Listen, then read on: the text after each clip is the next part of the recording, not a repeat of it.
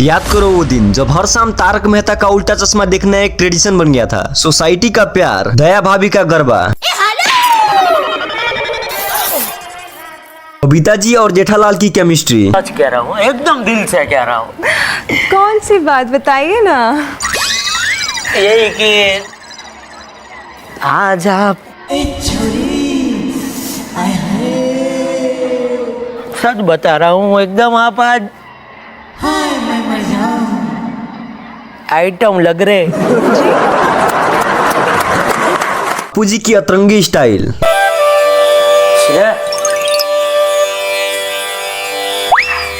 अभी कहाँ? अभी फिर से सोने? ठीक है, जैसा आप कहे। अरे लाने जा।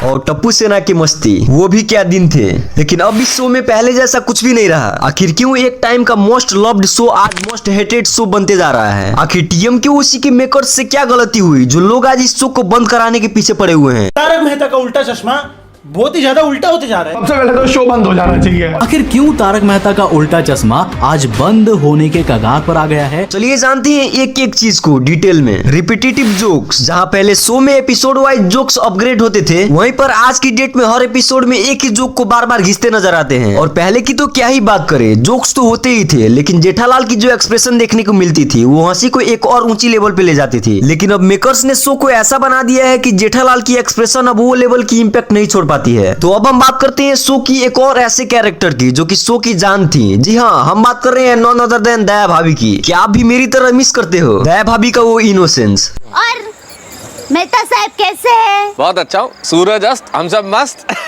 दिन भर बाहर घूमते रहते हैं, रात में भी घर में पैर नहीं टिकता।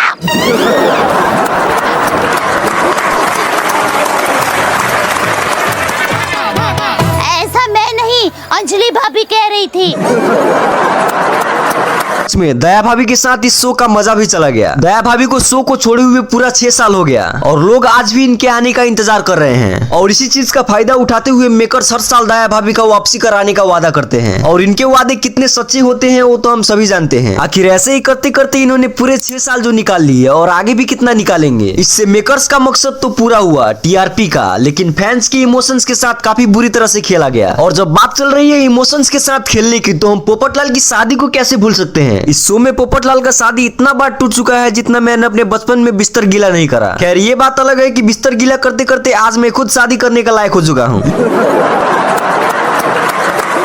लेकिन मेकर्स इन जनाब की शादी पिछले 16 साल से करवा रहे हैं, हालांकि हुई आज तक नहीं। पता नहीं मेकर्स को पोपटलाल से क्या दुश्मनी है, या फिर मेकर्स को हमारे इमोशंस के साथ खेलने में मजा आता है। टीआरपी का चक्कर बाबू भैया, टीआरपी का चक्कर। जब हम टीएम की उसी की इतने तारीफ कर ही चुके हैं तो हम इन ज्ञान पीलू बापूजी को कैसे भूल सकते हैं। एक टाइम था जब बापूजी हमें हंसा हंसा के लोटपोट कर दिया करते थे। बच्चे हैं तो थोड़ी बहुत शरारत तो करेंगे ही, उसका मतलब ये नहीं कि हमेशा बच्चों को डांटो, उनको सजा दो।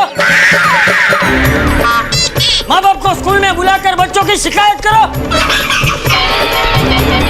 अरे जो टीचर बच्चों को नहीं समझता उसे टीचर कहलाने का कोई हक नहीं।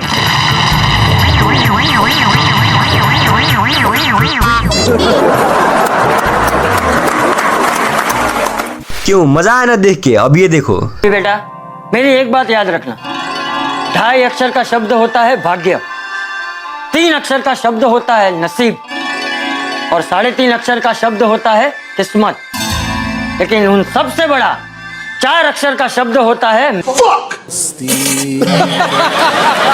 अब ये ज्ञान देने का रोग सिर्फ बापूजी को ही नहीं बल्कि पूरे सोसाइटी वालों को लग चुका है। जब बात चल रही है बापूजी की, तो हम इनके लाडले पोते को कैसे भूल सकते हैं। सच बता रहा हूँ, जब ये नया टप्पू स्क्रीन पे आता है तो मैं अपनी टीवी बंद करके सो जाता हूँ। बाकी मैं मेकर से यही कहूंगा, चाहे कोई भी टप्पू लाओ लेकिन इसे हटाओ। इतना ही नहीं, इस शो को और भी ज्यादा नीचे गिराती है इस शो से जुड़ी कंट्रोवर्सीज। काफी सारे कंट्रोवर्सीज इस शो के प्रोड्यूसर आशित कुमार मोदी से जुड़ी हुई है। शो में रोशन भाभी का किरदार निभाने वाली एक्ट्रेस जेनिफर मिस्त्री अभिनेत्री बंसीवाल ने इस शो के प्रोड्यूसर पे ऐसा एलिगेशन लगाया है कि उन्होंने एक बार इनको सेक्सुअली हैरेस करने की कोशिश की थी। और इसी के साथ खबर ये भी आ रही थी कि शो के एग्जीक्यूटिव प्रोड्यूसर सोहेल रमानी ने शो के लीड जेठालाल पे कुर्सी फेंक के मारा था। इतना ही नहीं, शो में बाउरी के किरदार निभाने वाली एक्ट्रेस मोनिका भदौरिया जब शो को छोड़ना चाह रही थी तो उनको मेकर्स के द्वारा काफी सारे धमकियां दिए जा रहे थे। शो के एक और मशहूर कैरेक्टर तारक मेहता, जो कि अपना शो छोड़ने का रीजन आसिद मोदी को बताते हैं। लेकिन ऐसा क्यों? अगर आपको इन कंट्रोवर्सीज को पूरे डिटेल में जानना है तो पार्ट 2 कमेंट करो।